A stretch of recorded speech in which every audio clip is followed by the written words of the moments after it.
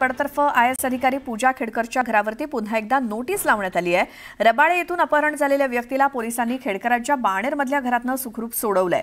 मात्र अपहरणकर्ता आरोपींना लपवण्याचा प्रयत्न केल्याचा आरोप विजय कुंभार यांनी केलाय। मनोरमा खेडकर याने पोलिसांना तपास करण्यासाठी घरात जाऊ दिलं नाही आणि पोलिसांच्या तपासात अडथळा निर्माण केला। या गुन्ह्यातील कार आणि आरोपींना घेऊन पोलीस स्टेशनला येण्याचं मनोरमा खेडकरने कबूल केलं। मात्र पोलीस स्टेशनमध्ये ती गेलीच नाही, त्यामुळे पोलिसांनी खेडकर यांच्या नावावरती नोटीस चिकटवली आहे असं देखील कुंभार यांनी सांगितलं। पूजा खेडकरच्या नातेवाईकांची किंवा आईवडिलांची गाडी, या गाडीमध्ये जे दोघं होते त्यांनी त्या ट्रकच्या ड्रायव्हरचं अपहरण करून पोलिसांकडे जायचं असं सांगून रबाळ्यावरून पुण्यात आणलं आणि त्याला डांबून ठेवलं।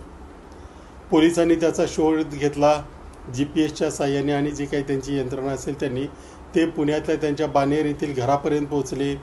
घरापर्यंत पोहोचताच ज्याचं अपहरण केलं होतं त्याला सोडून देण्यात आलं, मात्र घर आतून लावून घेण्यात आलं, दरवाजा लावून घेतला आणि पोलिसांना आत येऊ दिलं नाही।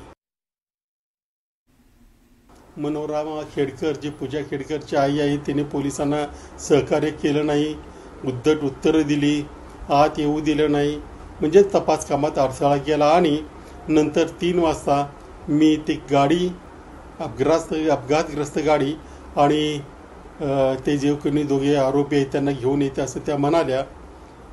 पोलिसांनी चतुर्शिंगी येथे वाट बघितली परंतु त्या आल्या नाहीत। फोन केल्यानंतर तुमचा आमचा संबंध काय वगैरे उत्तर दिले, मी काय येणार नाही सांगितलं।